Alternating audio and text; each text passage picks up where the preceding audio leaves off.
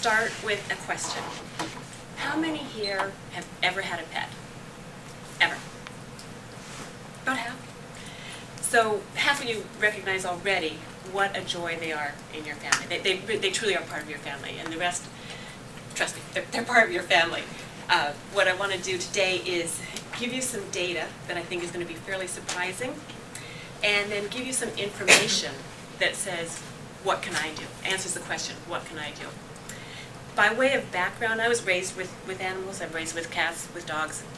And more recently in my life, I have become fairly involved in rescue organizations. So as I go through this, the backdrop of this is that I have 4 dogs, 4 cats, and I feed the ferals outside. So I'm very involved.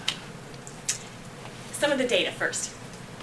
Did you know that every day in the United States, there are 10,000 humans born? Every day in the United States, there are 70,000 dogs and cats born. At that pace, there will never be enough homes for the dogs and cats. Did you know that every year in the United States, there are 8 to 12 million dogs and cats brought into animal shelters? 1 million are puppies that have come in because people thought that their cute cat or cute dog would have a litter, and they never found homes for that litter. 3 to 4 million are strays that somehow got away. 4% of cats are reunited. 14% of dogs are reunited. In addition to the strays, there are owner-surrendered animals. There are probably 3 to 4 million of owners surrendering. People that, for whatever their circumstances, just couldn't keep them. And so they thought this was a better outcome, and hopefully the animals would have a new home. There are also the feral animals, the wild animals. They're brought in, people meaning well, to the shelters. Did you also know that every year there are 6 million that are euthanized? Every year. Virtually every feral is euthanized. Most owner-surrendered are euthanized. The statistics on that, the math, the way that breaks down, 14,000 a day. Almost 600 an hour. And in the course of just my speech, there will be 50 that are put down. So, I asked, what can I do? There are several options of what all of us can do. You can adopt. You can adopt from a shelter. You can avoid the puppy mills. That's a whole another topic for another day on the atrocities of the puppy mills. But 25% of the dogs in the animal shelters are purebred. 25%. You can foster. It's a very short-term commitment. You can bring them into your home and make them well, give them time, relieve the system from its burden. You can donate. You can donate money. You can donate money to shelters. You can donate money to rescue organizations, to organizations like Trap, Neuter, Release, to help curtail the feral population. You can volunteer your time.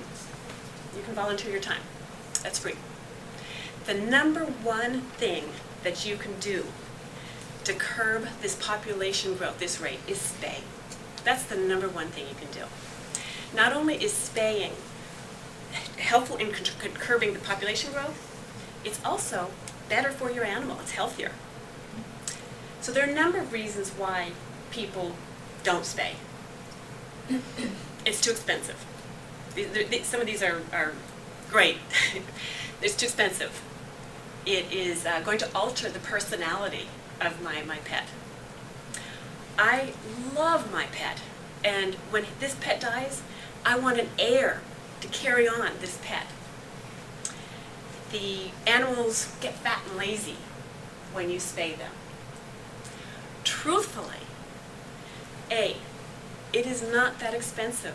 It's $45 if you go to your animal shelter. If you can't afford $45, there are organizations that will help you. $45 is cheaper than a litter.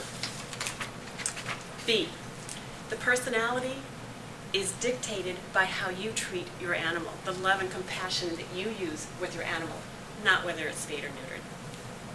C, fat and lazy, that's exercise. Doesn't matter if the animal is spayed or neutered, it just needs exercise anyway. And D, that your loving animal that is so special and truly is so special, with 8 to 12 million animals coming into the system every year, I contend you're going to find another special animal. So in addition to this population situation, spaying is healthier for your animals, as I said. There are several cancers that are prevented by spaying your animal. An animal, if unneutered, emits a scent that can be detected 2 miles away.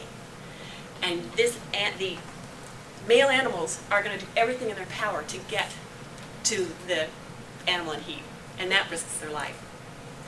So the numbers are staggering, and with everything that families face today, all the issues you face, it's really easy to forget the 6 million that are put down, the 8 to 12 million that are coming into the system and are frightened and lonely. Even if you can't adopt, even if you can't donate time, even if you can't volunteer, even if you don't have an animal to spay, there's still one more thing you can do. You can get this information out. You can spread the good word. Thank you.